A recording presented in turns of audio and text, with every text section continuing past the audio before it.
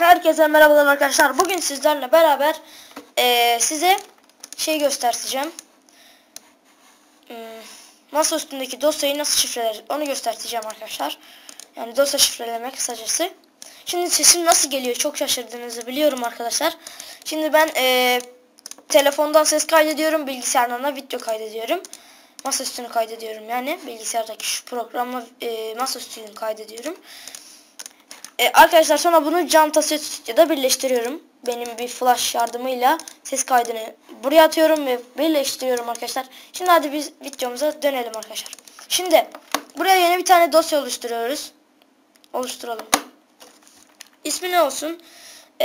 Özel mesela. Özel oyunlarım mesela. Diyelim. Şu oyunlarımdan da bir tanesini alalım. Şu GTA 5 değil arkadaşlar. GTA 5 şeyini verdim. Bir bakayım. Şunu kopyalayalım mesela. At içine. Yapıştır. Attık. Evet arkadaşlar. Şimdi ben bu dosyayı attım. Şuraya koyalım. Sağ tıklıyoruz. Arşive ekle diyoruz. Parola seç. Arşive eklerken parola seç diyor bize. Parolayı seçiyoruz. Buradan istediğimiz parolayı yazabilirim. Mesela ben Berkant 123 yazacağım. Aşağıda aynısını yazıyorum. Berkant 123 yazıyorum. Dosya isimlerini şifrele. Buna şey deyin ya. Evet deyin. Parolayı göstert. Evet parolamız buydu. Küçük harflerle yazılmış. İsterseniz yanlış mı diye bakıp düzeltebilirsiniz. Tamam diyoruz. Tamam diyoruz. Masa üstümüze geldi. Şimdi bunu silelim arkadaşlar. Bununla işimiz kalmadı. Bu kadar. Şimdi bakın. Özel oyunlarım diyor. Mesela birisi bunu açmak istedi. Ne oynuyor lan falan filan. Açıyor. Bir bakıyor şifreli. Biz buraya hemen şifremizi giriyoruz. Berkant 1 2 3'tü. Bakıyorum yanlış mı diye ama kimse görmesin yoksa şifremizi öğrenir. Parolayı göster derken. Kimsenin görmemesi lazım. Berkant 1 2 3. Tamam. Açılıyor. Gördüğünüz gibi bunu kapatalım. Özel oyunlarım ve buradan açabiliriz arkadaşlar. İsterseniz bir de şöyle bir şey yapayım. Size kanıtlamak istiyorum.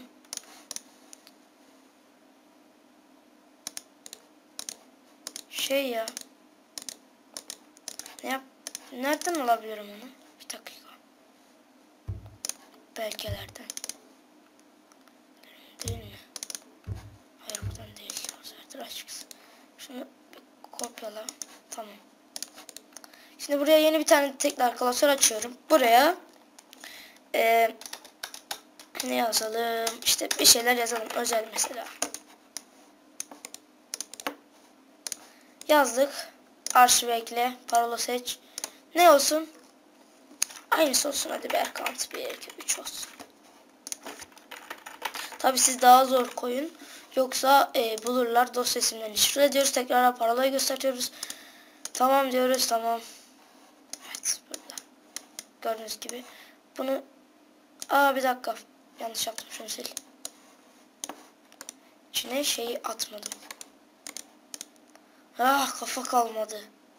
Şunu at şuraya. Attık. Tamam. Şimdi bak açılacak mı açılmayacak mı onu göstermeye çalışıyorum size. Arşiv ekle. Parola seç. Berkant 1 2 3. Aşağı in. Berkant 1 2 3. Parolayı göster. Berkant 1 2 3 dosya işlemleri şifre. Tamam. Oldu. Şimdi bunu silebilirim. Bunu yerine alayım. İsterseniz bunun simgesini değiştirebilir miyiz? Dur bakayım hemen.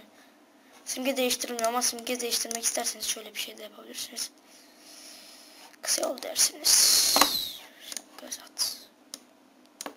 Özel. Özel. Tamam. Gördüğünüz gibi. Bunu silin. Şimdi değiştirebiliriz. Simge değiştir diyor. Ne olsun? İsterseniz şöyle bir şey de yapabiliriz. Şu olsun. sil. İsterseniz arkadaşlar simgeleri internetten de bulabilirsiniz ama şimdi benim o kadar zamanım olmadığı için internetten bulmadım. Hadi bakalım şimdi açalım. Nasılmış?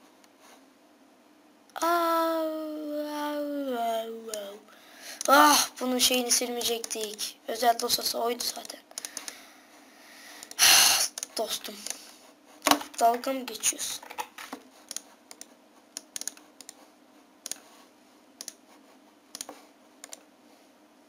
Şimdi hızlı yapıyorum. B. Hoppala. Bunu silmeyeceksiniz ya. Bunu bir dosyanın içine de atabilirsiniz. Dur. Çünkü dosyası bu. Bunun kendi dosyası bu. İsterseniz bir şey yapalım. Deneyelim bakalım. Dosyanın içine atalım. Açılacak mı? Hangisiydi bizim seçtiğimiz şuydu. Özel dosya. Evet. Şimdi bunu mesela videolarımın, oyunlarımın içine atalım. Açalım. Evet. Gördüğünüz gibi onu silmeyeceksiniz. Onu bir içine saklayın. Zaten onu da açamazlar. Bunu da mesela şöyle. Neredeydi? Oyunlarımın içindeydi. Aa, burada bir tane daha varmış desin. İstediği kadar desin. Bunu da açamaz. Evet. Simgeyi de değiştirdik. B'ydi. Değil mi? Parola göster. Tamam. Açıldı. Hemen size nasıl açıldığını göstereyim. Bildiğiniz klasöre giriyorsunuz ya. Şöyle. Gördüğünüz gibi. Bu kadar. Şunu sil. Hop. Beni izlediğiniz için teşekkür ederim arkadaşlar. Diğer videolarımda görüşmek üzere. Eğer daha böyle iyi videolar gelmesini istiyorsanız lütfen yorum atmayı unutmayın arkadaşlar. Bu arada mouse'un sesi gelebilir çünkü şey yapıyorum arkadaşlar, mouse'un sesi gelebilir. Telefon masanın üstünde duruyor. Mouse da masanın üstünde durduğu için ses gelebilir. Ondan hiç şüpheniz olmasın yani. Ondan da özür diliyorum. Belki benim sesimi de duyuyorsunuz. Yok, duyuyorsunuzdur. Çünkü bir tane video çekmiştim. Şu bilgisayardan ses geliyor falan filan diye.